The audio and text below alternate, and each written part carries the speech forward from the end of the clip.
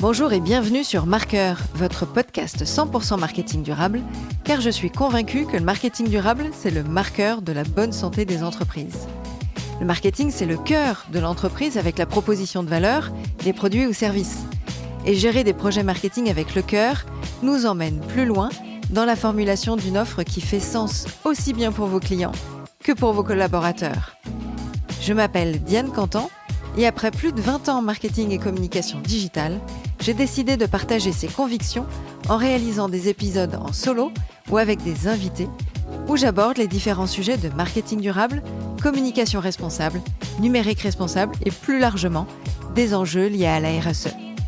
Car je suis persuadée que c'est en repensant son offre et en challengeant ses process dans l'organisation qu'on pourra offrir aux générations futures une vie permettant d'apprécier la planète et la biodiversité qui nous entoure.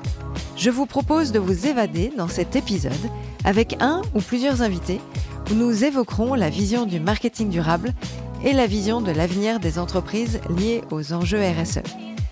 Alors, grâce à cet épisode, je souhaite que vous soyez inspirés et que vous passiez à l'action. Vous avez déjà sûrement rencontré des personnes où vous vous êtes dit qu'il fallait les connecter à d'autres de votre entourage. Eh bien, c'est ce qui s'est passé avec Candice, Habib et Hersel. Tous trois travaillant dans le même univers, celui de l'aménagement de bureaux éco-responsables. Bonjour Candice. Bonjour Diane. Bonjour Habib. Bonjour Diane. Bonjour Hersel. Bonjour. Alors le lien avec le marketing, eh bien, il s'agit évidemment de la marque employeur. Comment concilier l'image de l'entreprise, la marque, le logo, les valeurs, à une atmosphère accueillante pour des visiteurs clients, prospects ou même des candidats. Mais également en faisant référence au bien-être des collaborateurs pour que son équipe, exemple marketing communication, soit la plus efficiente possible. Nous avons besoin d'être productifs, mais aussi de stimuler notre créativité. Alors, comment l'aménagement d'espaces de travail peut-il être organisé pour répondre à ces critères ? Comment choisir le bon matériel en lien avec l'éco-responsabilité ? Eh bien, nous allons découvrir tout ça avec nos trois invités. Je vais vous laisser chacun vous présenter rapidement. Alors, on va commencer honneur aux femmes avec Candice. Candice que j'ai rencontrée lors de la formation Envie qu'on a réalisée toutes les deux en début 2023. La formation Envie, alors j'en parle régulièrement dans mes épisodes avec Catherine Barba, avec Charlotte Rousseau de Charentais, avec Karine Malocena. Donc on a eu la chance de se rencontrer à ce moment-là. Candice, c'est à toi. Qui es-tu et qu'est-ce qui t'a amené à être sur ce milieu, dans ce secteur de l'aménagement ? Bien, si je parle de mon parcours, je dirais que c'est plutôt un parcours un peu cocktail, dont le fil conducteur, ce serait certainement la créativité et la gestion de projet. Moi, j'ai un Master 2 en communication. À l'époque, on disait DESS. J'ai fait mon stage de fin d'études au Francophonie de La Rochelle, où j'ai eu la chance d'assister la directrice artistique. Et ensuite, j'ai débuté ma carrière en tant que responsable de projet dans une agence de marketing pour des grands comptes dans divers domaines pendant une dizaine d'années. Voilà, j'étais à la tête d'une petite entreprise familiale de 3 enfants et j'ai eu l'occasion de partir en expatriation 2 fois, à Séoul une première fois et puis à Moscou. Voilà, j'ai animé des cours de couture, j'ai vendu mes créations textiles. J'ai appris la tapisserie, la réfection de sièges à l'ancienne. Et pour enfin, un petit peu avant le Covid, me former à la décoration d'intérieur. Il était temps, parce que les meubles chez moi étaient un peu sur roulette.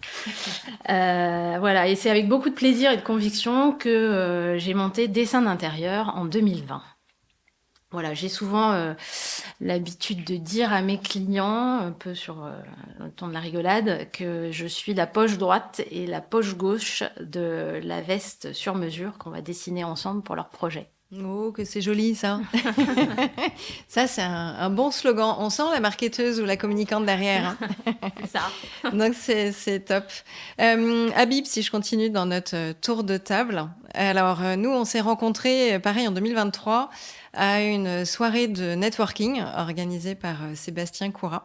Absolument. Et du coup, on a passé une soirée passionnante où tu m'as raconté plein d'anecdotes et je me suis dit, oh là là, mais ça a fait tilt dans ma tête avec Candice, il faut qu'on fasse quelque chose ensemble. Et c'est pour ça qu'on est là aujourd'hui, déjà tous les trois dans un premier temps.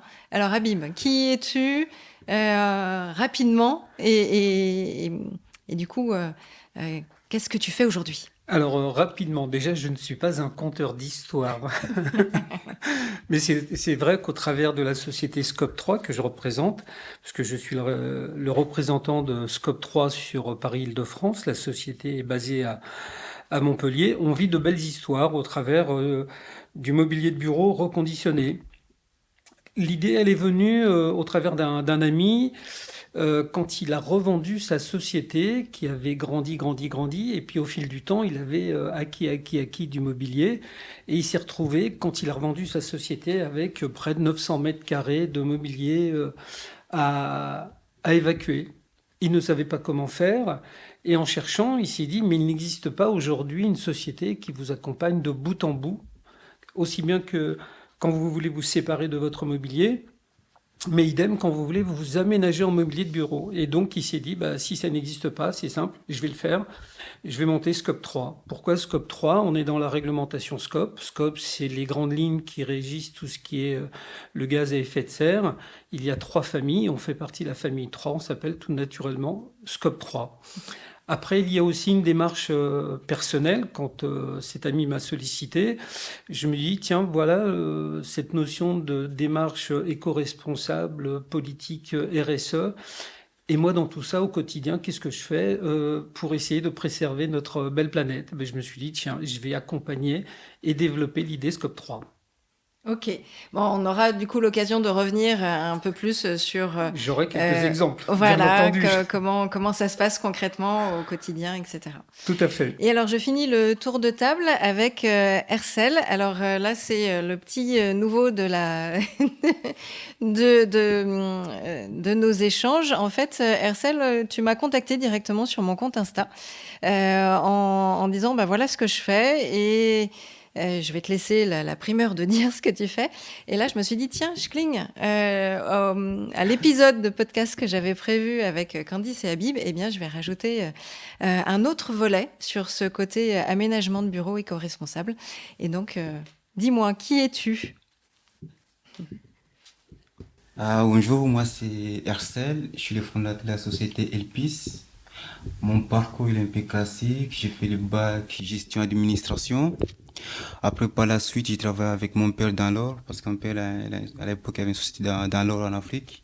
J'ai travaillé avec lui, mais vu que j'aimais pas beaucoup, je me suis orienté dans le marketing pour pouvoir monter ma boîte par la suite et j'ai lancé ma boîte qui propose des tables sur des déchets plastiques. Et je suis ravi d'être ici. Merci. Du coup, on aura l'occasion de comprendre un peu davantage les tables et les bureaux que tu crées à partir de matières recyclées. Alors, on commence avec Candice dans nos échanges. Quand on est une entreprise et qu'on se dit, tiens, effectivement, il faut que je change ma décoration, l'aménagement, les bureaux. Quels sont ces moments clés d'une entreprise qui réfléchit à ça? Parce qu'on le voit bien quand on le fait d'un point de vue perso. Mais là, si on parle en B2B, puisque tu accompagnes aussi bien des clients perso que pour des projets professionnels, quels sont ces moments clés? Bah, en fait, c'est marrant que tu dises ça, parce que les moments clés, bah, c'est un petit peu les mêmes, en fait. Les moments clés, les moments récurrents, bah, c'est le changement. Et que ça se passe dans la vie d'une PME, c'est un peu comme chez vous, comme chez moi. C'est l'impulsion du changement. Bah, on se met en couple, un enfant arrive, un autre s'en va pour ses études. Vous télétravaillez 2 jours par semaine et mince, votre conjoint aussi, mais comment fait-on? Et ben pour l'entreprise, c'est un peu la même chose. Il y a des nouveaux clients et du coup, elle va devoir recruter. Elle fusionne avec une autre entreprise. Elle met en place, elle aussi, le télétravail et les collaborateurs sont moins présents. Donc, c'est ça un des principaux moteurs. Un autre moteur, souvent, le changement, il va être dicté dans l'entreprise par une réflexion sur l'image, sur sa marque d'employeur, sur ses valeurs, sur sa raison d'être. sur la volonté qu'elle va avoir de rentrer dans une démarche RSE. Et tout ça, ça va devoir se voir, en fait, se ressentir dans les locaux, auprès des clients, des partenaires et surtout des collaborateurs. Voilà, parce qu'en fait, les locaux, c'est un peu comme chez vous, il faut qu'ils vous ressemblent. C'est quand on fait chez des particuliers, souvent l'entrée, c'est l'endroit où on passe le plus souvent, c'est aussi l'endroit où on accueille ses invités et on cherche l'effet waouh. Et ben, dans le hall d'accueil d'une entreprise, c'est un peu la même chose. Oui, et des fois, c'est pas toujours l'effet waouh. Hein. Tu as quelques exemples à donner? Non, des fois, c'est pas toujours l'effet waouh. Oui, souvent dans les PME, le chef d'entreprise, il est. C'est pas sa priorité. C'est pas sa priorité, non, parce que il est dirigeant de son entreprise, il est en même temps souvent directeur commercial. Il n'a pas les équipes en fait pour ça, et souvent les locaux sont pas le reflet finalement de ses valeurs, de ses produits. Effectivement, moi, ça m'est déjà arrivé de rentrer dans une entreprise où il y avait trois logos qui certainement dataient d'époques différentes. Il y avait une campagne de pub qui devait dater d'à peu près 5 ans. Et quand on vend des produits qui sont high-tech et qu'on s'adresse à des marques de luxe, il faut aussi que les locaux de l'entreprise reflètent en fait tout ça et reflètent ces valeurs. C'est un peu exactement la même chose avec le côté retail dans les boutiques, en magasin. Moi, j'ai le souvenir au tout démarrage, quand j'étais dans le milieu de la pharma, où j'avais des rendez-vous avec des pharmaciens un peu partout en France. Et au lieu de passer par la porte arrière, et qui est le schéma classique des équipes, ils passent rarement par le chemin du client, du patient. Eh bien, je prenais le temps de regarder ce qui se passait en vitrine.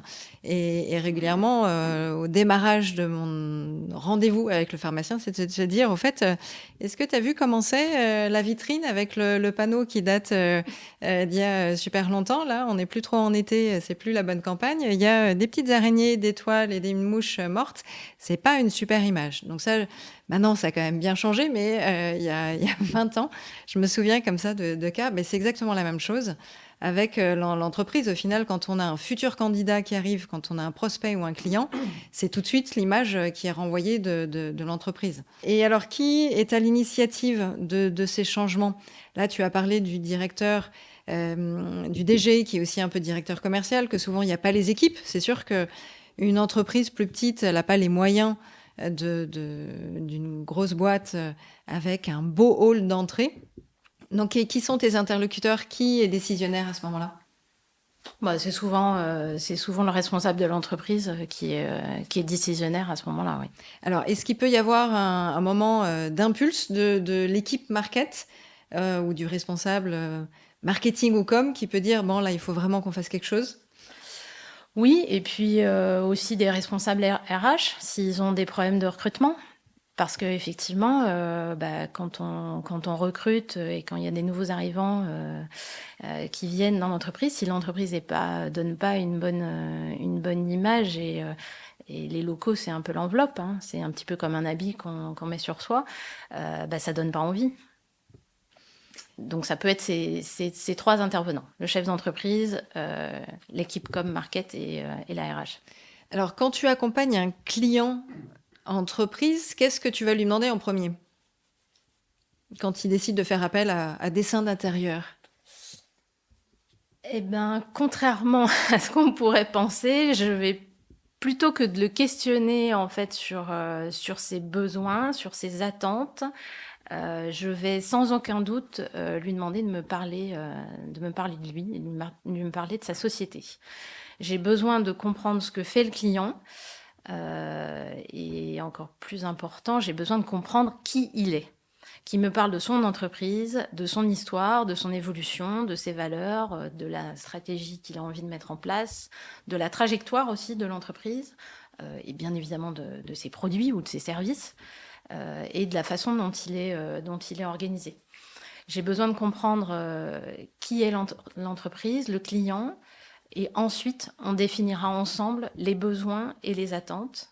Et enfin, on pourra dessiner un projet sur mesure.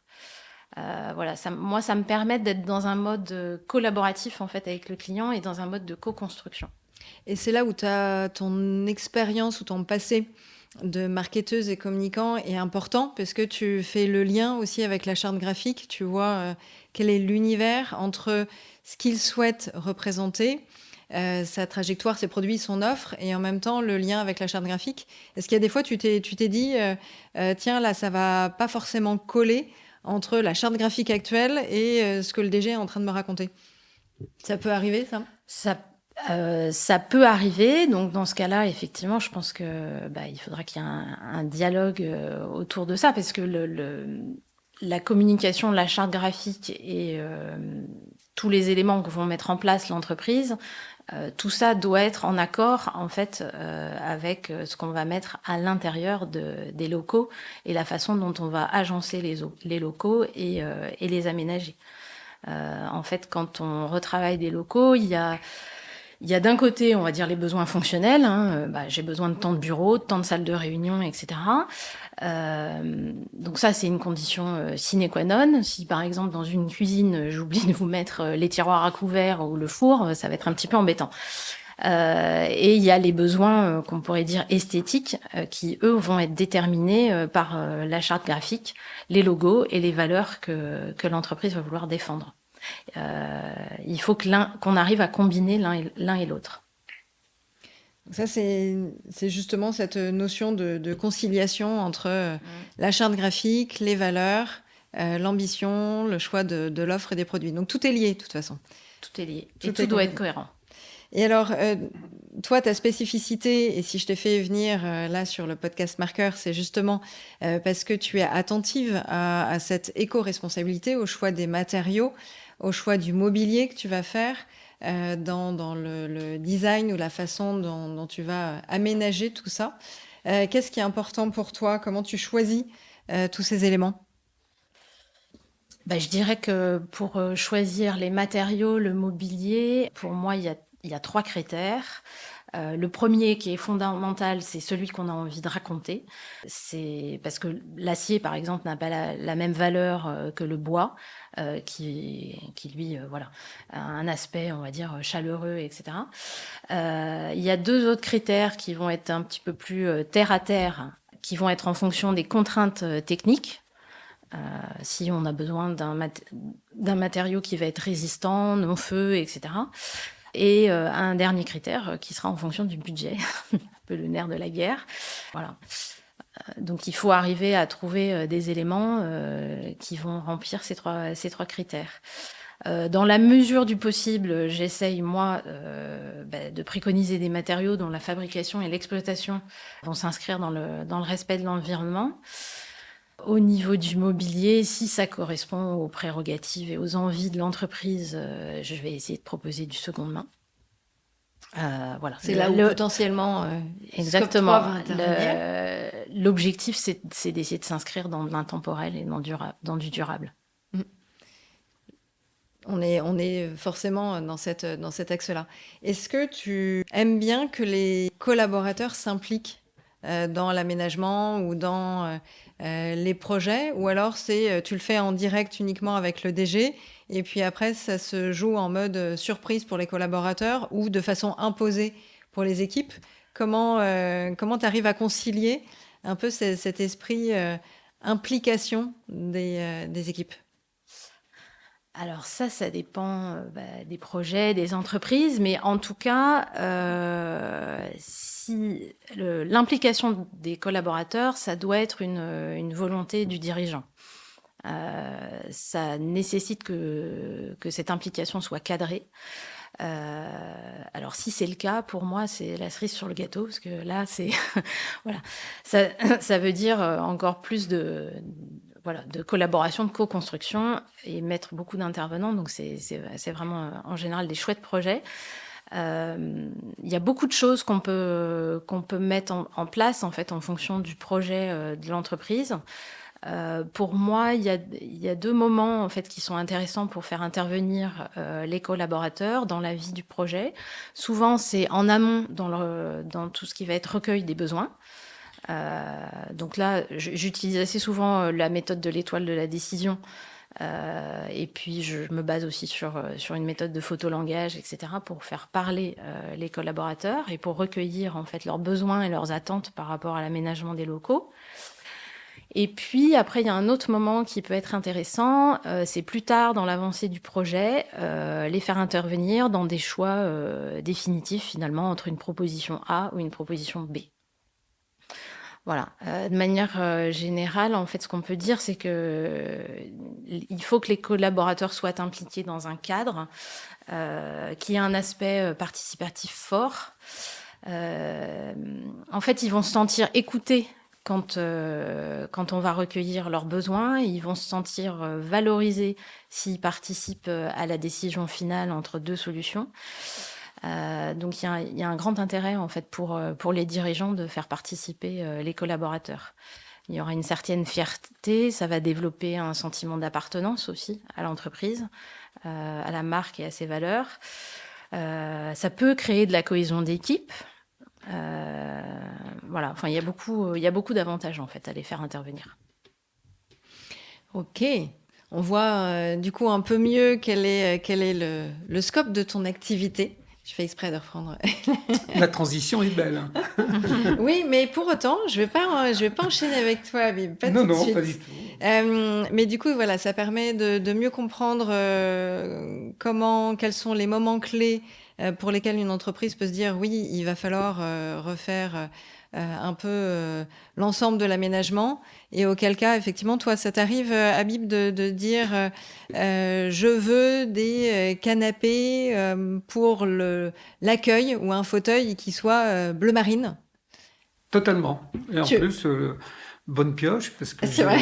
j'ai un cas d'une société qui est dans le 15e arrondissement, qui veut un canapé 3 places avec des mesures bien précises, bleu nuit. C'est vrai. Donc il faut que je trouve, et on l'a trouvé, un canapé qui fait 1,98 m de long, bleu nuit. Et oui, c'est le grand canapé, ça. avec la particularité que nous, on essaie de s'efforcer de trouver le mobilier toujours à proximité, donc en région d'où sont nos clients. Donc l'un de mes partenaires, et qui est pas loin d'ici d'ailleurs, puisqu'il est du côté de Poissy, qui me l'a trouvé. Bien, bonne pioche. Donc tu vois, j'ai fait au hasard. Hier, j'ai une personne, elle me dit, il me faut 5 fauteuils jaunes sur roulette, sans accoudoir et en bois. Oui, là c'est hyper précis. La recherche est en cours. Ouais, ça j'imagine. C'est un peu pointilleux. Oui, quand même. Ouais, jaune. Là, on a le côté créatif. Là, c'est pas pour aménager. Non. Là, c'est une vétérinaire qui oui, non, rien à voir. C'est un réseau de vétérinaires d'ailleurs, mais là, c'est une responsable d'une agence qui veut cette couleur-là parce que ça va pile poil dans la colorite de son mobilier. Moi, je réponds à la demande du client. C'est pour ça que je leur demande d'avoir une expression la plus précise possible. Le client me fait sa définition de besoin et moi, je pars à la chasse. Ok. Une chasse bien précise. Alors, on va enchaîner du coup avec toi, Hercel. Qu'est-ce que tu proposes comme produit aujourd'hui? Alors, ta boîte, elle est toute jeune. Dans ta tête, tu l'avais déjà montée un peu avant, imaginée un peu avant. Mais effectivement, contrairement à Candice ou moi, où on est sur des prestations intellectuelles, à partir du moment où on a un produit, forcément, ça met un peu plus de temps à voir le jour, à prendre les contacts, à voir ce qui se passe au niveau du marché. Explique-nous du coup un petit peu ce que tu proposes et d'où vient cette matière première. Merci. Moi, je propose des tables écologiques à partir des déchets plastiques et c'est fabriqué en France. Et si je dois raconter un peu mon histoire par rapport à ça, en fait, j'ai grandi avec un problème d'élocution depuis mon tout jeune enfance. Et c'est ce qui m'a poussé passer mon temps à lire. Du coup, tout le temps, je passais mon temps à lire, à écrire, à faire des films dans ma tête. Et je pense que c'est en 2019, comme ça, si je me trompe pas, j'étais dans mon bureau, je lisais. Et à un moment, je commençais à imaginer une table. C'était même pas écologie ni quoi que ce soit, c'était une table qui pourrait changer, en fait, qui pourrait évolutionner par rapport à ce que moi j'avais chez moi. Du coup, j'ai dessiné une table. Une fois que j'ai fini, je l'ai mis à côté. quelques temps après, il y a eu un accident. Mon père, il est parti avec la maladie qu'il a emportée. Du coup, je n'étais pas bien, je suis parti en vacances. Et en vacances, je pense que je suis resté 1 an. Et j'ai rencontré un ami à moi là-bas, il m'a parlé un peu de l'écologie. Et je connaissais un peu de notion d'écologie parce que j'aime beaucoup les voitures. Ce qui a fait que c'était beaucoup plus facile pour moi de relier l'écologie avec les voitures. En plus, j'aime beaucoup aussi l'histoire. Du coup, je suis un peu vite dans le mood. Et au retour sur Paris, je me suis dit, ah, mais j'ai un projet de table que j'ai envie de mettre en place. Si je faisais ça en écologie, ça peut être intéressant. Et c'est à partir de là, c'est venu l'idée. Du coup, j'ai cherché un fournisseur qui me fournit des tables d'écologie. Du coup, on a trouvé des plateaux, sur lesquels on travaille actuellement. Et après, moi-même, j'ai mes idées de base que j'avais déjà dès le début. J'imagine une table incroyable qui est en cours, bien sûr. Du coup, à partir de ça, là, on propose d'abord on a commencé à faire les plateaux avec les tables écologie. Après, il y a d'autres modèles qui vont venir qui sont vraiment magnifiques. Alors, ce que tu appelles ton plateau ou ta matière première, en fait, c'est du plastique recyclé. Et donc là, toi, tu achètes des plateaux entiers. Et après, en faisant de la menuiserie, tu vas l'affiner, le faire à la forme que tu veux, installer les pieds, c'est ça? C'est ça, oui, j'ai mon fournisseur qui nous fournit les supports et l'autre qui nous fournit les pieds. Nous, on fait juste on les travaille, on fait la menuiserie. Et alors, donc ça, c'est récemment, tu l'as lancé en septembre, C'est un peu un avant peu avant, septembre mais pour déclarer la société, oui, on a fait ça en septembre. Mais sur les produits elles-mêmes, on a commencé quand même bien avant le septembre. Et alors, tes fournisseurs, là où tu récupères tes matières premières, si tu peux les citer? Ah, je ne fais pas vraiment les citer actuellement parce qu'on est en train de confirmer notre relation long terme. Mais ils sont à Paris, ils se trouvent en Île-de-France et c'est 100% français. Donc, ils récupèrent, eux, du plastique, ils le Ils compressent, le ils compressent condensent, et toi, tu récupères et on récupère les plateaux. cette matière première. Ah oui. Ok. Et alors, tu sais, le principe du marketing, et quand on parle d'un produit éco-responsable, il faut forcément parler du cycle de vie du produit. Et donc, il y a ton premier élément de matière première recyclée, où là, tu coches la case. Ah Ça, oui. c'est bon, c'est bien fait. Sur les autres étapes du cycle de vie du produit, sur la partie transport ou l'usage ou voilà, ou la fin de vie, comment tu as envisagé un peu ton process ou ta stratégie market là-dessus? Ou c'est encore en cours dans ta Non, réflexion? non, côté livraison, là actuellement on fait avec du thermique, mais électrique c'est en cours. Et côté la vie et cycle de vie, on a mis sur notre site, on a précisé que si vos tables, pas la peine que soit la fin de vie, mais si imaginons que ça vous plaît plus au bout de 2 ans, vous voulez les changer, nous on les récupère. Et à partir de ça, on est en train de travailler avec du résine pour proposer d'autres modèles de tables.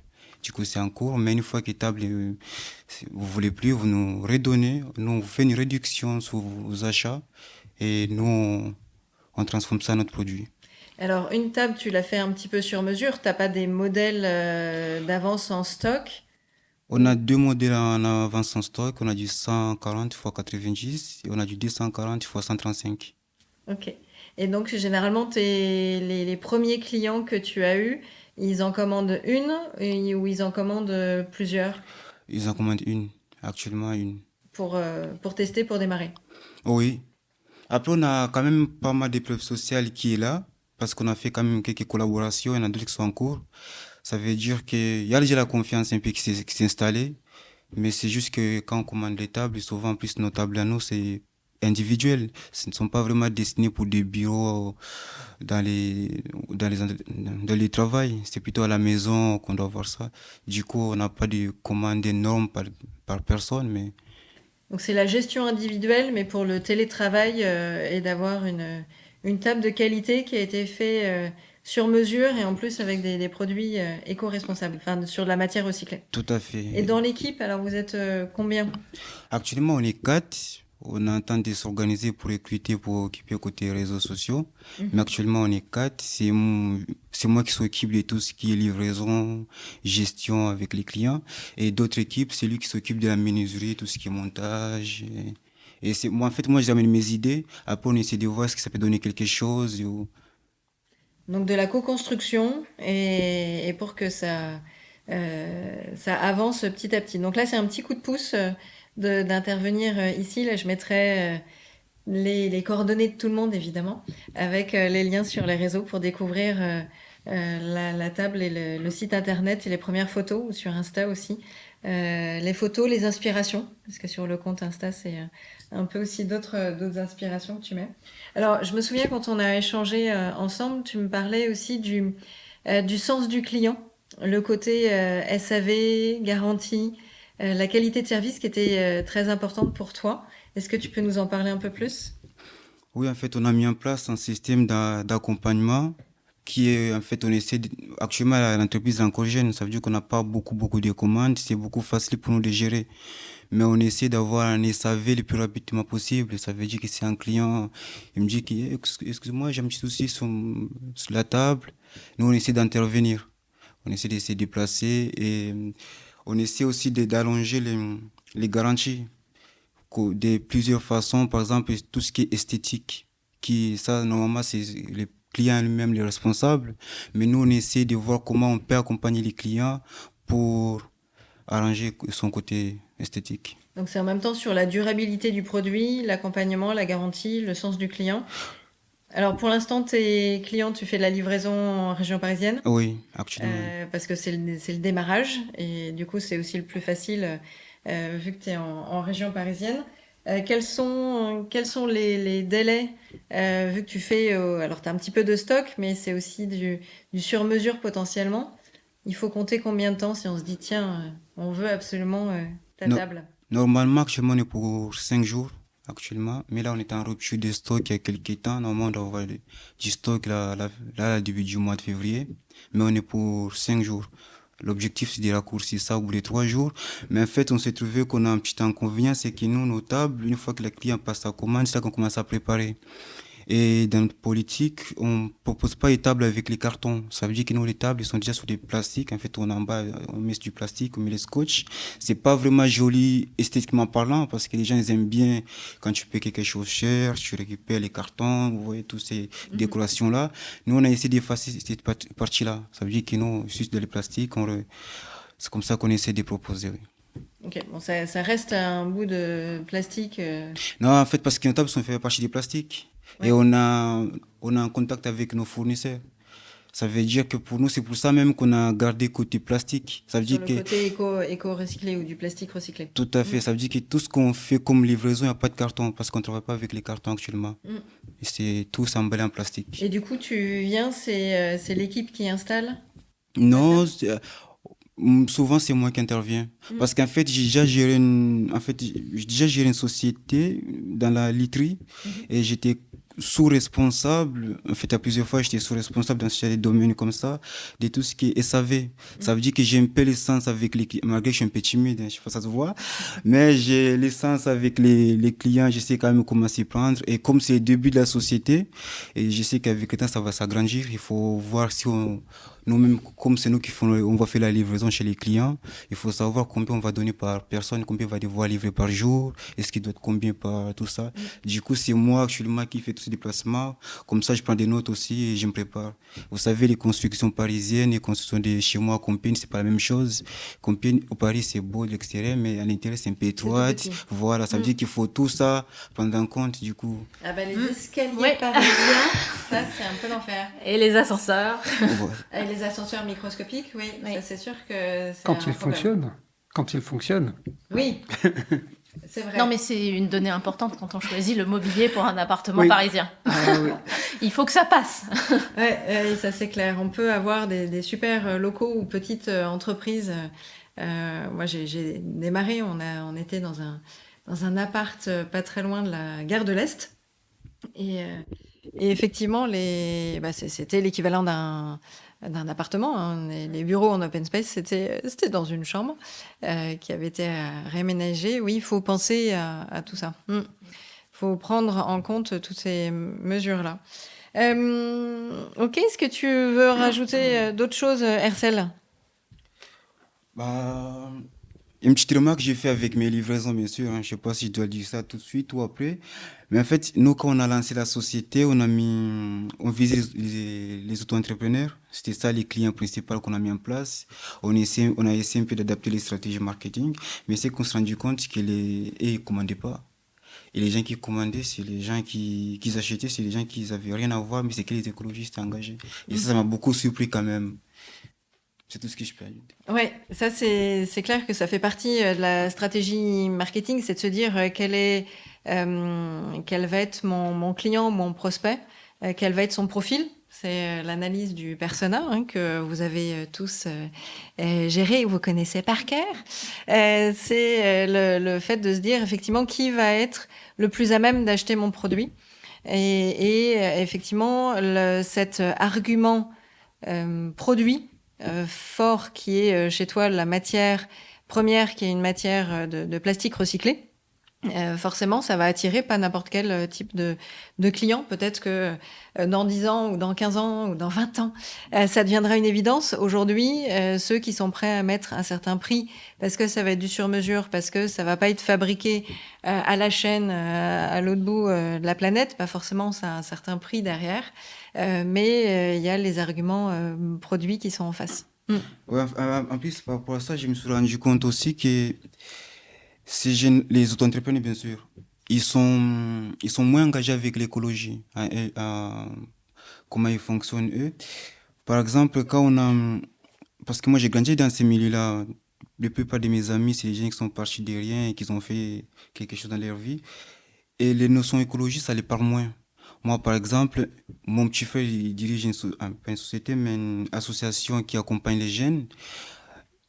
J'ai essayé d'échanger avec eux tout ce qui est écologie, mais ils connaissent pas. C'est pas vraiment une notion qui les parle vraiment à eux. Et moi, mon objectif principal que j'ai actuellement, c'est d'essayer, j'ai pas de plan précis, mais d'essayer de me rapprocher avec ces gens-là, les proposer, parce qu'ils sont vraiment prêts à payer cher. Mais quand ces notions écologiques, ça ne les parle pas vraiment. Si on les dit, écoutez, ça c'est une marque américaine, ils proposent un truc de luxe, là ils vont y aller. Mais quand on leur dit c'est un produit haute qualité, qui est écologique, ce n'est pas trop leur notion. Il y a complètement une démarche de sensibilisation, d'information qui est forte, mais surtout, c'est ça, d'éducation sur tous les sujets. Là, c'est pareil. Ceux qui vont écouter le podcast Marqueur, ils ont déjà une once de sensibilité sur ces sujets-là. Et effectivement, plus on en parlera, et c'est aussi mon but via ce podcast, plus on en parle, plus ça va devenir un peu une évidence. Et donc de penser marketing durable et responsable, que ça devienne une évidence aussi. Donc c'est bien, tout un chacun, que tu puisses sensibiliser de ton côté.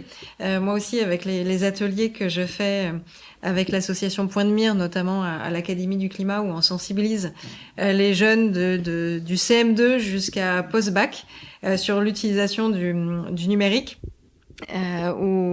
D'où vient le smartphone et quelles sont les implications, et notamment en lien avec la fabrication, et pas que l'usage ou la fin de vie, mais ce qui est le plus fort, c'est la fabrication. Donc c'est important aussi de sensibiliser, d'éduquer. Ouais, j'y suis aussi très sensible. Merci Arcel. Alors, est-ce qu'on enchaîne avec toi, Bib, et qu'on revienne un petit peu à Scope 3, de se dire, au final, de ce que j'ai compris de Scope 3, Scope 3 est une plateforme qui permet de mettre à disposition à des professionnels du mobilier qui pourraient acheter en quantité unique ou en quantité plus importante, et à l'inverse, d'avoir des entreprises qui, elles, souhaitent se débarrasser de mobilier, mais qui se disent, au lieu de le mettre en bas de la rue et d'attendre que les poubelles passent ou que la déchetterie passe, eh bien, ça peut servir à d'autres personnes. Est-ce qu'on est... Oui, alors en fait, la particularité de Scope 3, mais dans les grandes lignes, c'est ce que tu viens de dire. La particularité de Scope 3, on est société commerciale, mais également société à mission.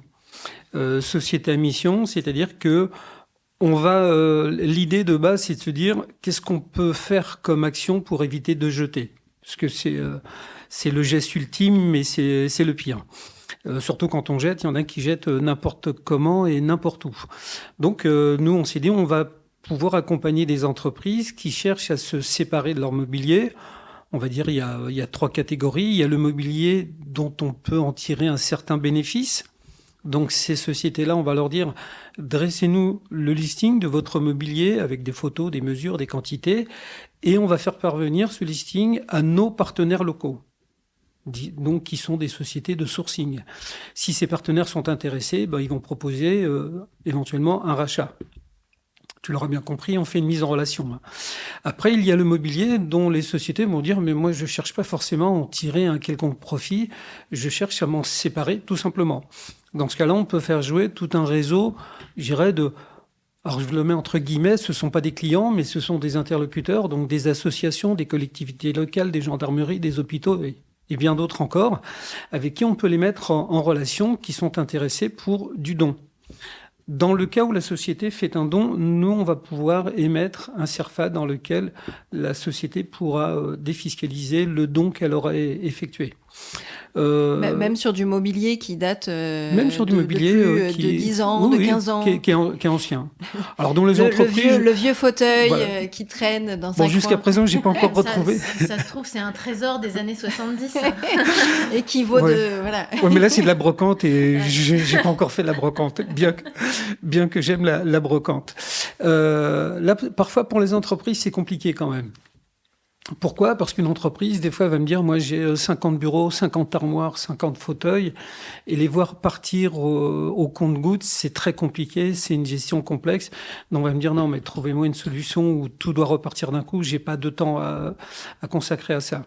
Et dans ce cas-là, si le mobilier ne trouve ni quelqu'un qui est intéressé pour un achat, ni quelqu'un qui est intéressé pour un don, on va mettre en relation avec la société Valdelia, qui a toute une filière de récupération, de destruction des déchets. Oui, c'est ça. C'est-à-dire, il y a vraiment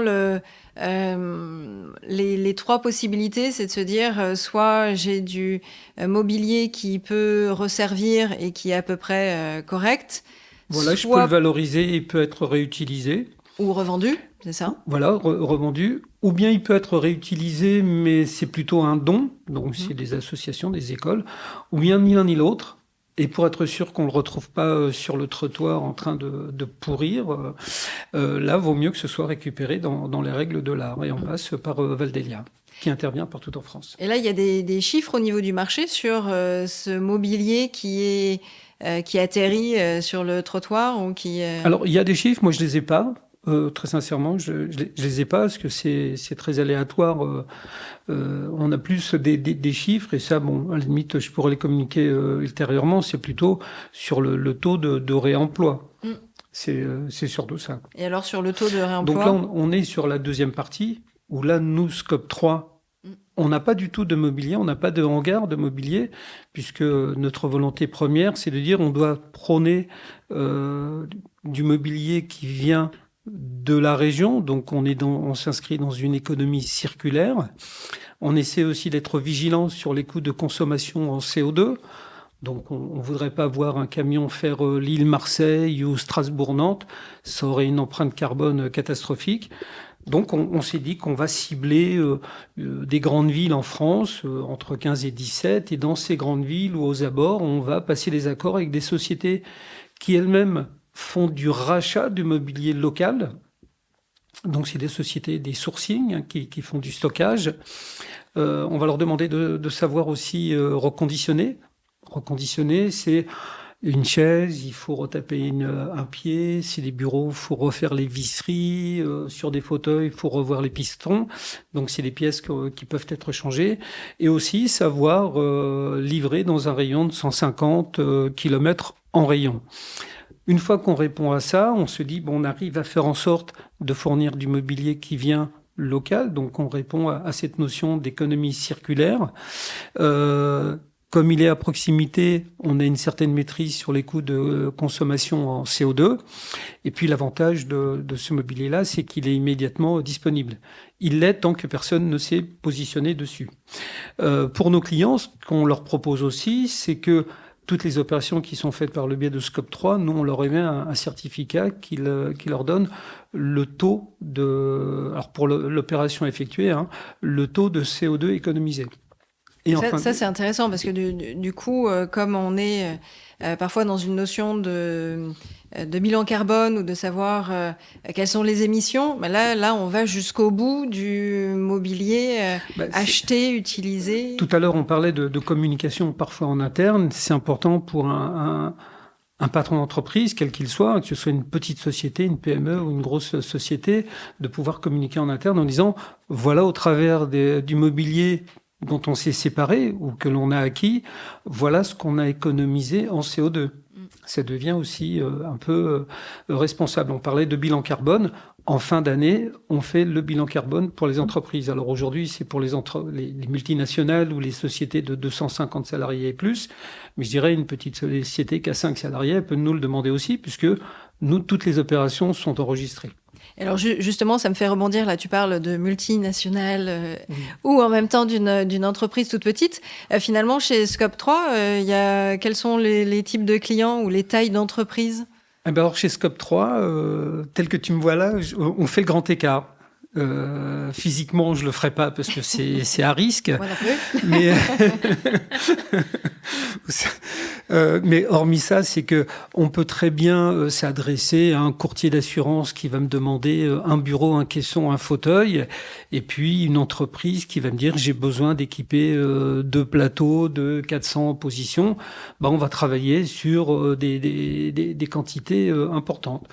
L'avantage, c'est de se dire, c'est que comme je ne me repose pas sur un seul prestataire, je vais pouvoir faire appel à plusieurs prestataires. Donc, je fais de la multi-collecte. On parlait de mobilier de bureau reconditionné, enfin déjà de seconde main. Alors, seconde main, c'est le mobilier qui a été acheté, qui est remis dans le circuit. Le reconditionné, c'est celui qui a subi une certaine transformation ou un échange de pièces. Mais on fait aussi appel à des sociétés qui font de l'upcycling, c'est-à-dire des sociétés qui vont récupérer différents matériaux à gauche, à droite. Je donnais l'exemple tout à l'heure d'une société qui achète du plastique d'un côté, elle fait des multibilles et elle va fabriquer les baquets, c'est-à-dire les sièges. Donc on peut choisir la couleur, la forme. Pour les pieds, elle peut les faire en bois ou en fer. Le bois, il va être récupéré au travers de fûts, de cognac ou de whisky. Les pieds, ça va être des tubulures. Je parlais des barrières Vauban, par exemple, pour faire des banquettes. Les barrières Vauban, vous connaissez quand même. Enfin, surtout pourvu que ça revienne pas. Les manifestations, quand les pieds sont un peu cassés et autres, il y a une société qui les récupère et qui va tordre ces barrières pour en faire des banquettes. Elle va rajouter un gros bandeau de mousse et ça fait des banquettes. Ça peut te donner des idées, Arcel, aussi. Tout ça, c'est de l'upcycling. C'est reprendre des matériaux qui ont été dégradés et retransformés dans autre chose. Et Candy, c'est un peu aussi ce que tu fais aussi, potentiellement dans l'esprit, c'est de se dire quel est le mobilier à date et comment tu peux lui redonner une autre vie ou le mettre ailleurs ou dans une autre pièce.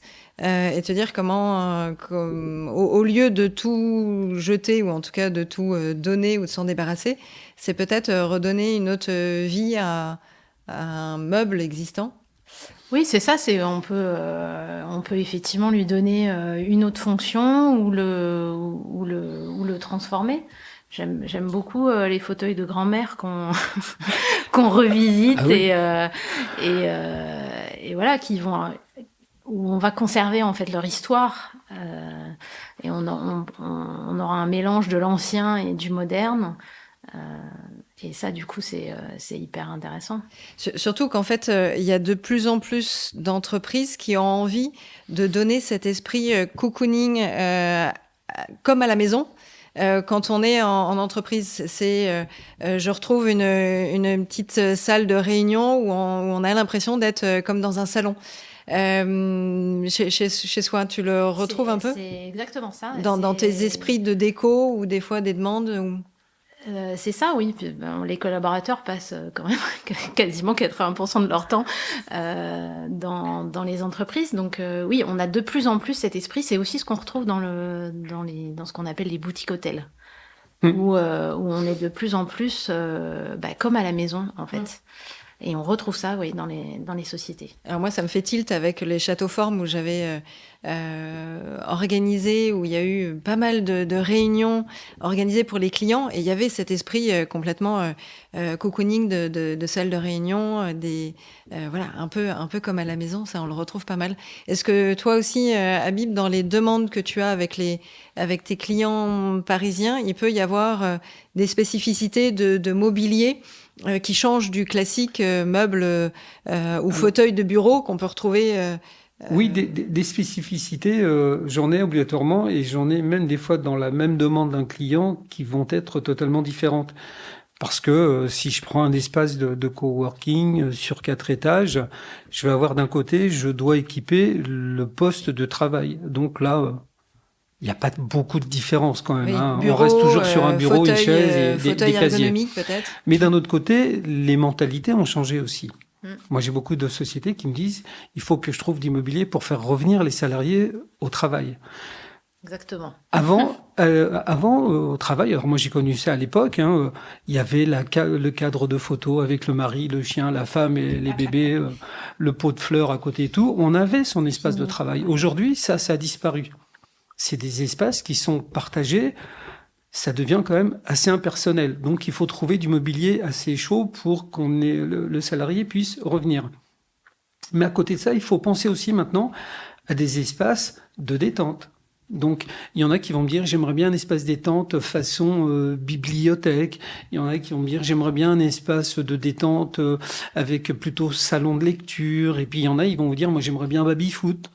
Donc c'est le fameux baby-foot. Le fameux baby-foot. En disant ça va changer complètement le bien-être des collaborateurs qui vont être plus productifs. Ouais. Est-ce qu'ils sont vraiment plus productifs parce qu'il y a un baby-foot dans les bureaux? Il y a une réflexion à mener en fait sur le baby-foot. Non, mais il faut pas qu'il soit là comme mais c'est une image, mais c'est fou. Comme un objet de décoration pour attirer. Si vous regardez le baby-foot en soi... c'est-à-dire qu'il faut qu'il ait un sens en fait. Il faut qu'il s'intègre en fait dans une volonté générale. Ça rentre dans un esprit, parce qu'effectivement, le baby-foot, on peut être à 2, on peut être à 4, on joue, mais c'est bruyant, il y a des gens qui crient. Celui qui a envie d'être un peu au calme en train de bouquiner, le baby-foot, c'est surtout pas ça qu'il lui faut.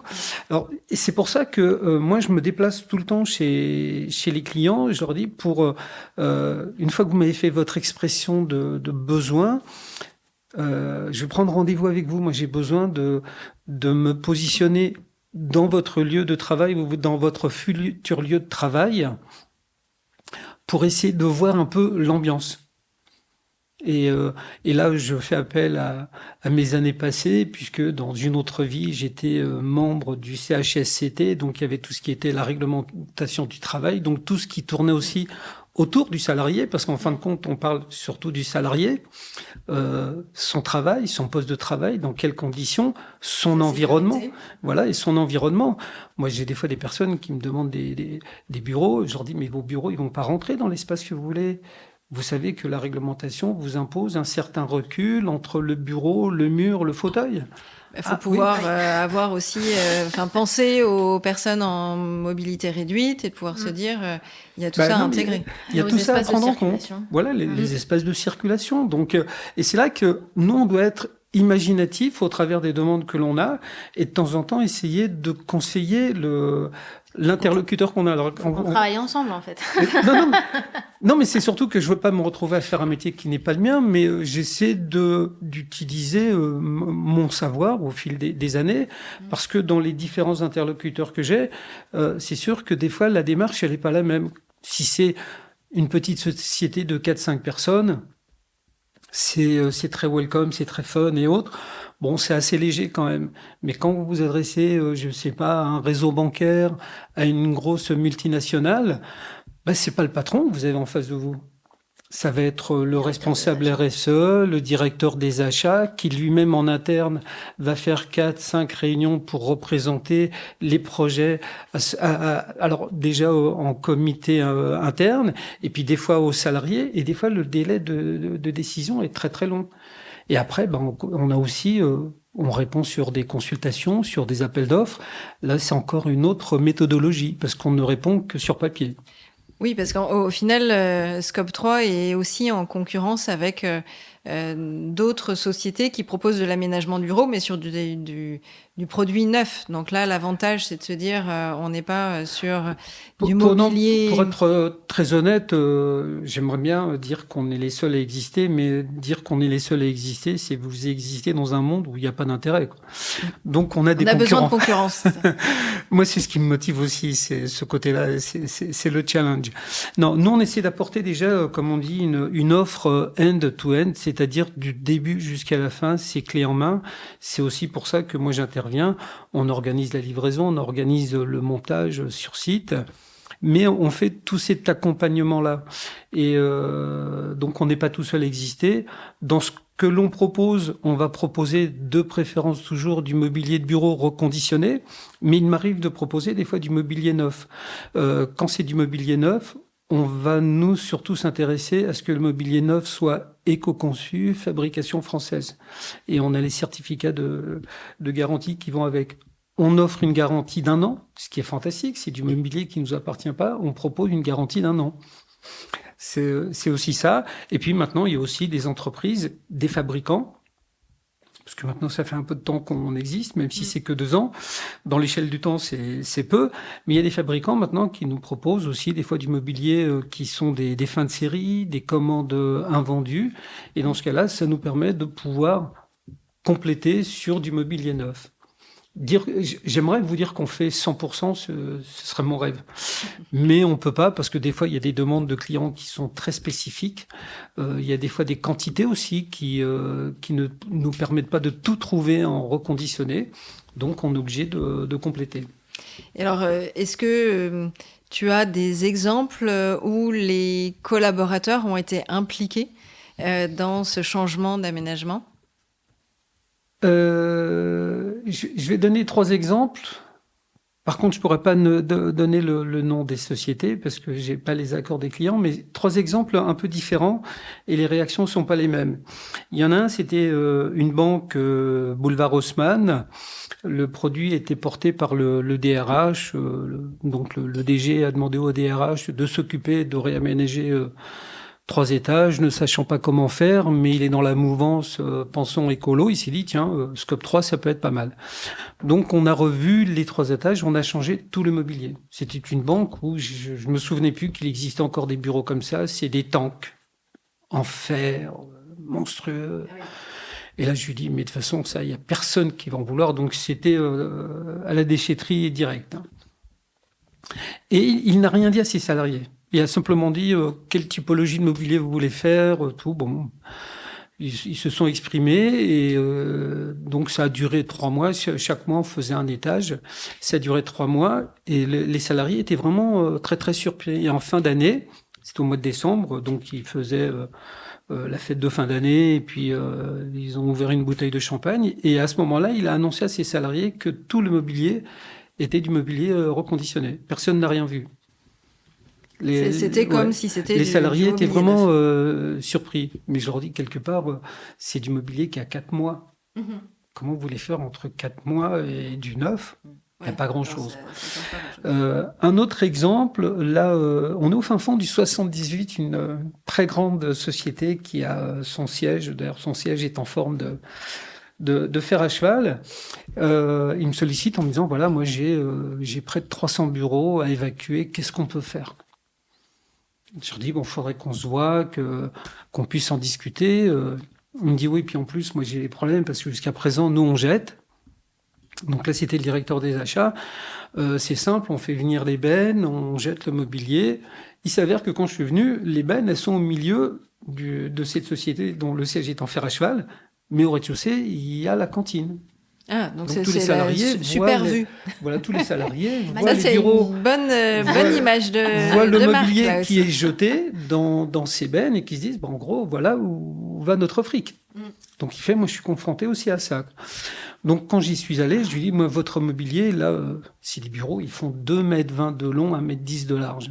Je lui dis ça, il n'y a personne qui en veut, même des associations, je le donne, même si je paye, elles ne le prendront pas. Je lui dis, mais par contre, j'ai une idée. Peut-être que je peux vous mettre en relation avec une société que je connais qui fait de l'upcycling. L'upcycling, la société, ce qu'elle a fait, c'est qu'elle vous rachète le bureau non pas pour la valeur du produit, mais pour la valeur du bois. Donc c'était intéressant parce que avec le bois, elle va complètement elle va peut-être en faire des portes de placard, des meubles et autres. Donc ça c'était déjà une bonne chose. Mais quelques temps après, moi c'est que mon interlocuteur, il me rappelle, il me dit, vous savez, Monsieur Carding, votre projet il est super parce qu'en fin de compte, nous en interne, ça nous permet maintenant de communiquer avec les partenaires sociaux pour dire, on vous a écouté.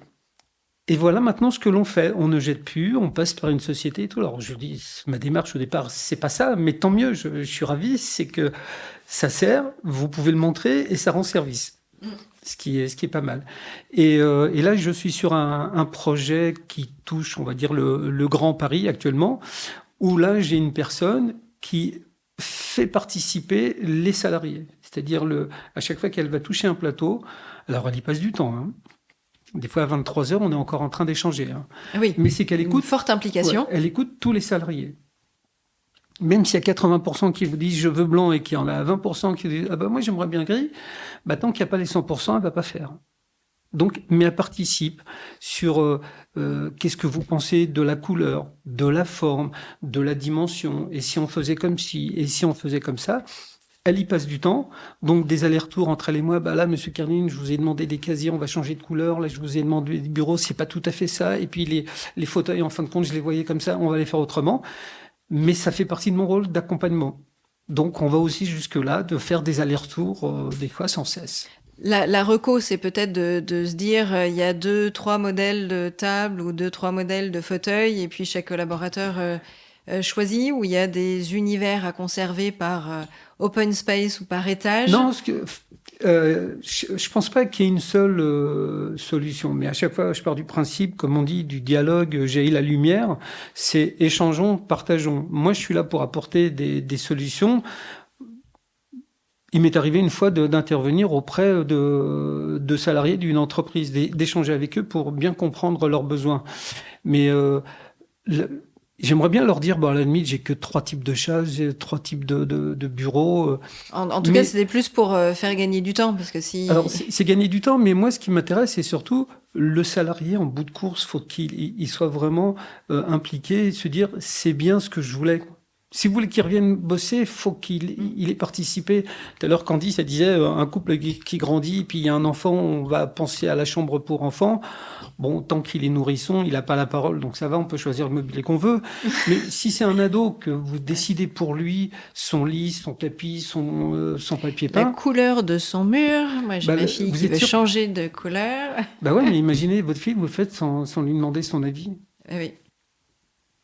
Je sais pas ce que ça va donner. Oui. Le salarié, c'est un peu la même chose. C'est un peu la même chose, ouais. Ouais, c'est important de les impliquer, ouais, au moins dans le recueil en fait des besoins et de les écouter parce que c'est quand même hyper valorisant pour un collaborateur et se sentir mieux après. Alors il y a ça, et moi je fais beaucoup parler par contre mes interlocuteurs en leur disant ok, vous changez 3 étages, 4 étages ou une entreprise complète.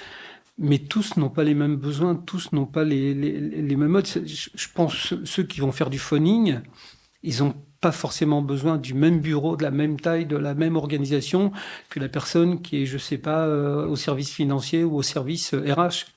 Donc c'est pour ça que je leur dis, essayez de compartimenter vos activités et en fonction de chaque activité, c'est quoi les vrais besoins.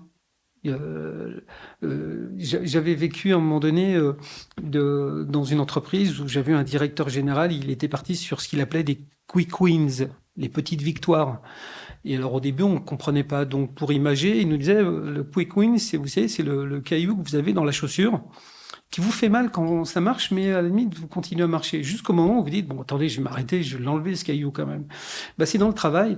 Moi, je connaissais à l'époque, des fois, il y a des personnes qui traversaient un couloir complet pour aller chercher la photocopie qu'ils avaient imprimée.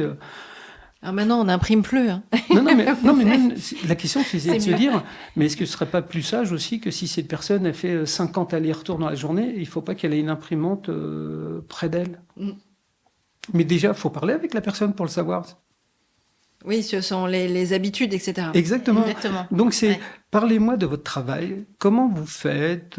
Vous avez besoin Ou quels d'armoires? sont les grains de sable J'ai vu un service que vous financier, avez. le directeur il me dit oui, je voudrais changer les armoires, c'est des armoires grises, elles sont vieilles, il en avait 6 qui font 1,98 m de haut, je vais voir sur place et tout. Il me dit voilà, c'est ça, c'est là, faudrait me les changer parce que c'est immonde, j'aimerais bien des belles blanches et tout. Je fais, mais avant ça, elles sont pleines vos armoires? Il dit bah bien sûr.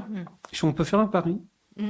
Comme vous dites, on n'imprime plus, on stocke plus, maintenant tout est enregistré dans le cloud. Je lui dis, on peut faire le pari qu'il y a au moins la moitié de vos armoires, elles sont pleines à moitié. Ben, il y en avait 5 sur 6, elles étaient pleines à moitié. Donc je lui dis, ce qu'on peut faire, c'est mettre des demi-armoires. Vous allez voir que ça va vous éclairer un peu votre champ de vision, parce que ça, c'est important aussi.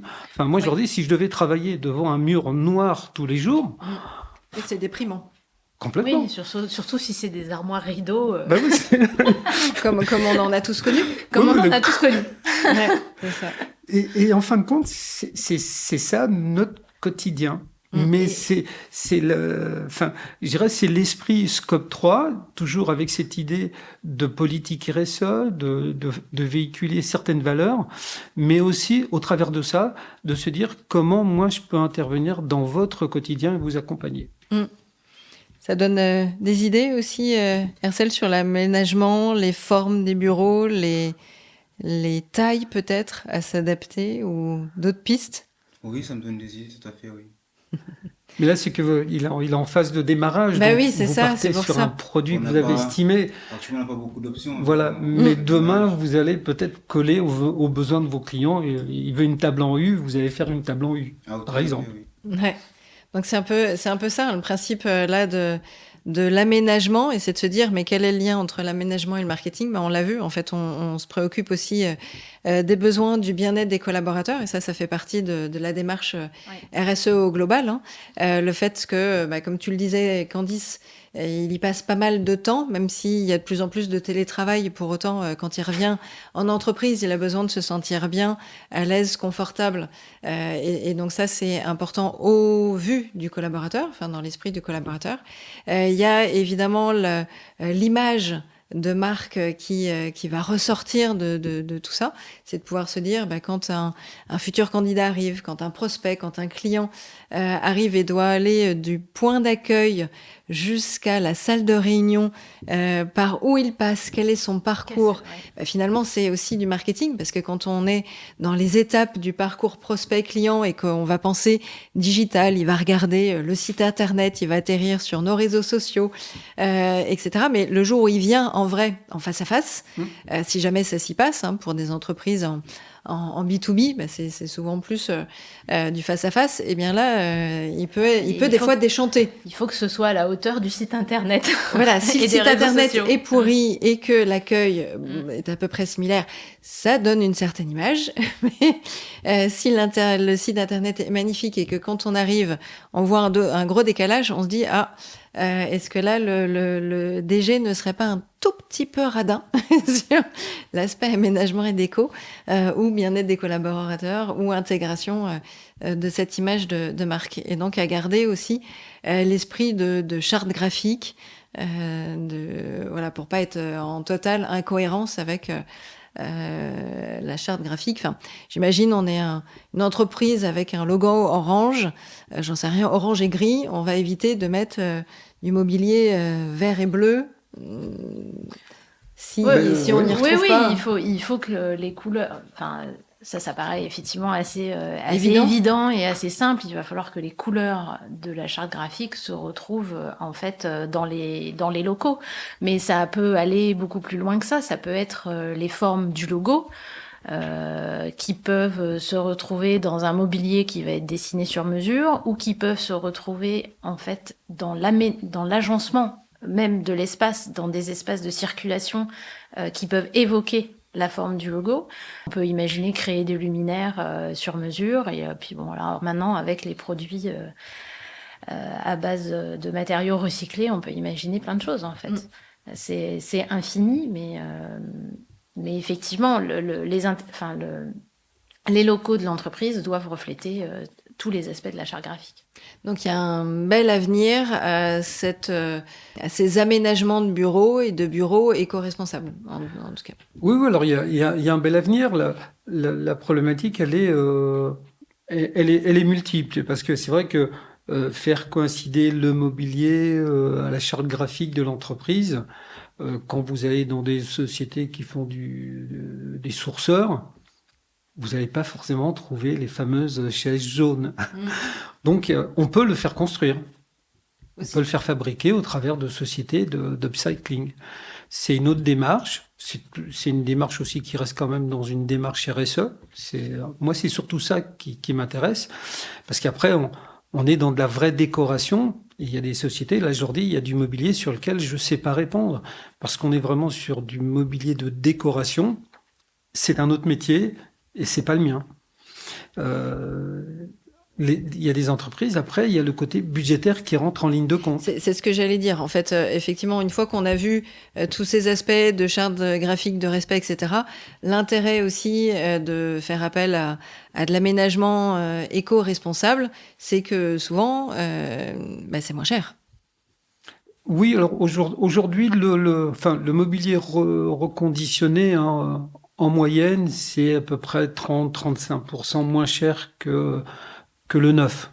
Je dis en moyenne parce que si c'est du mobilier qui date d'une semaine ou si c'est du mobilier qui date d'il y a 6 mois, 1 an, forcément ça peut jouer un petit peu. Mais en moyenne, on est aux alentours de 30-35%. C'est pas négligeable dans un budget pour... C'est pas négligeable puisque moi, mes interlocuteurs, quand je les ai, c'est pas la première question, voilà. Mais c'est celle qui vient juste après, c'est ça? Ils me font la lettre au Père Noël, même si Noël est passé, donc et ils y vont royalement, mais c'est ce que je leur demande. Au fil des échanges, on corrige un petit peu le tir, mais en bout de course, ils vont quand même regarder la dernière ligne, qui est qu'est-ce que ça me coûte à la fin. Et moi, j'ai eu certains responsables de société qui me disent, bah ouais, mais l'économie que je fais, en fait, ça va me permettre de faire plus. Ou sinon, ça va me permettre de faire autre chose. C'est ce qui est aussi assez intéressant parfois. Et dans le autre chose, est-ce que certains clients ont échangé avec toi sur le gain économisé au lieu de le garder pour nous, en entreprise, j'en fais autre chose au profit des collaborateurs? J'ai 2 exemples. Il y en a un qui, lui, du coup, a décidé, alors c'était pas du tout prévu, de monter un espace cafétéria. Mais c'était pas du tout prévu. Donc l'espace cafétéria avec des belles machines presque du pro en machine à café, des tables hautes, des tabourets avec une belle décoration. Et puis il y en a un autre, il a décidé de répartir ça sur sa participation aux salariés à la location de vélos électriques. Ah, c'est pas mal ça. On reste toujours. On intègre la mobilité douce. Là, c'est intéressant. Oui, mais on reste toujours dans cette démarche. Et là, je me dis, à la limite, au départ, moi, je suis pas là pour ça.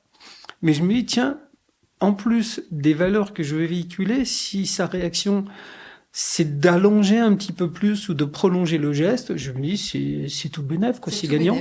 Ça, c'est un super éco-geste. Et du coup, ça me fait penser un peu aux questions classiques que j'ai l'habitude de poser à mes invités. Alors, j'en ai rarement 3 autour de la table.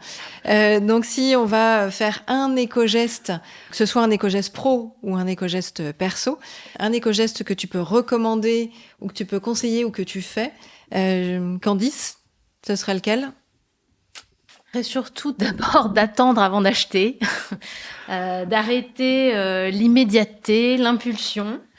De réutiliser, transformer au maximum. Moi, mes enfants sont des adeptes de la seconde main, c'est les rois de la fripe pour les vêtements.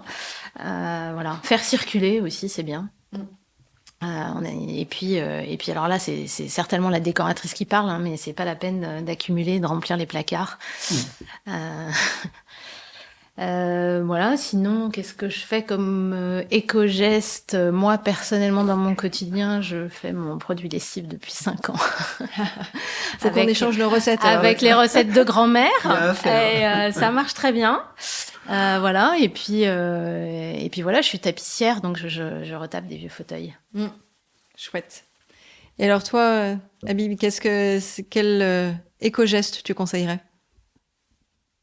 Alors moi, il y a déjà ce que je fais moi.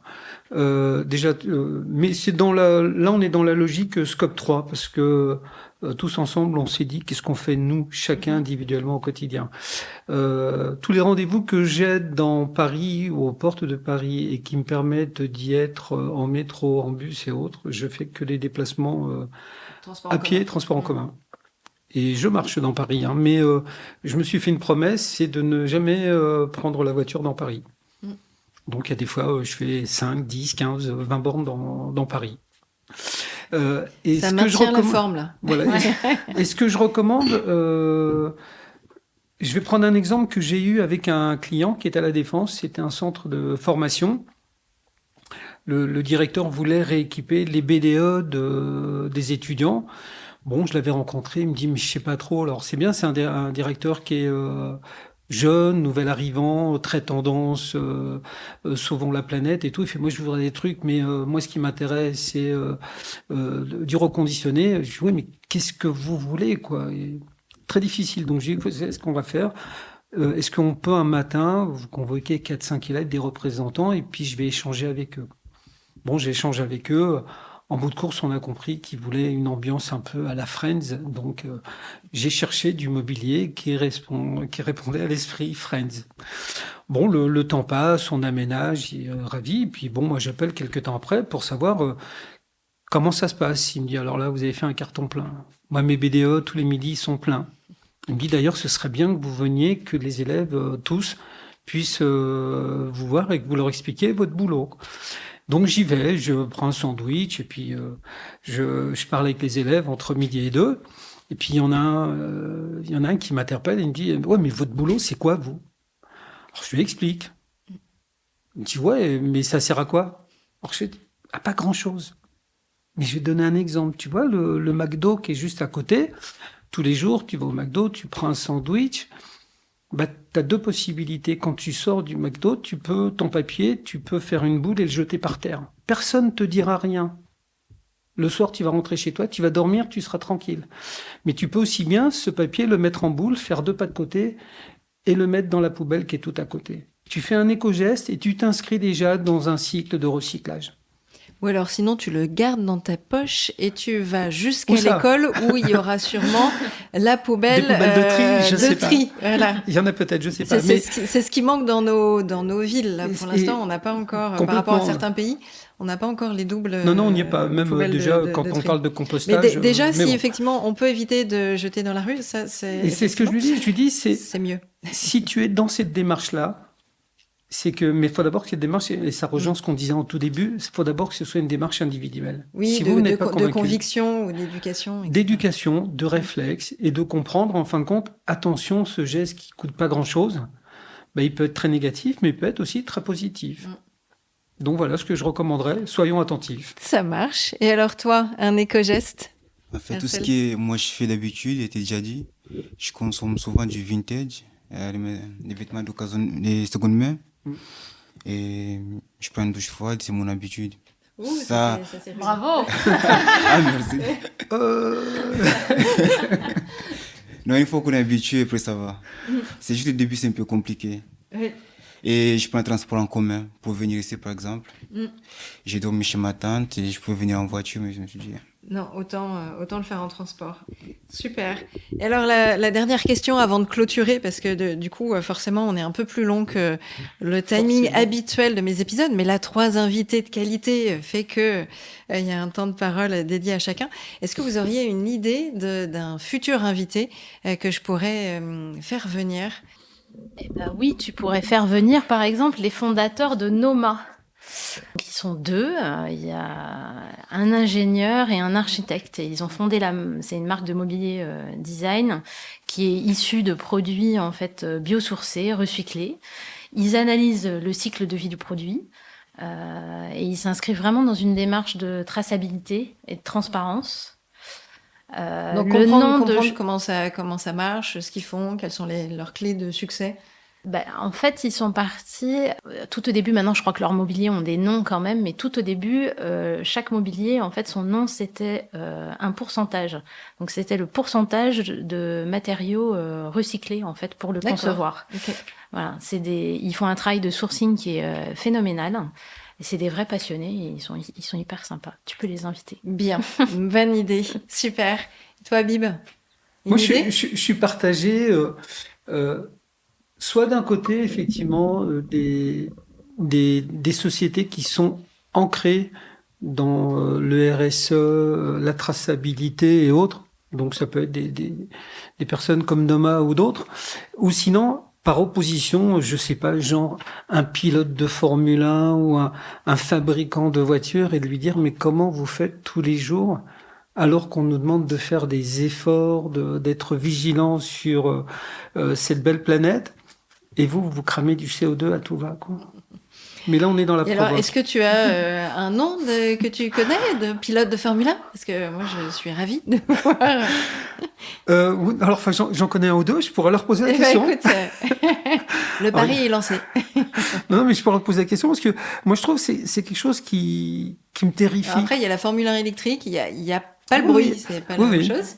Non, mais c'est quelque chose qui me terrifie parce que, enfin, nous, au quotidien, bon, il va prendre des douches froides. Moi, je vais faire attention à ne pas consommer de CO2. Candice va faire attention à refabriquer sa lessive.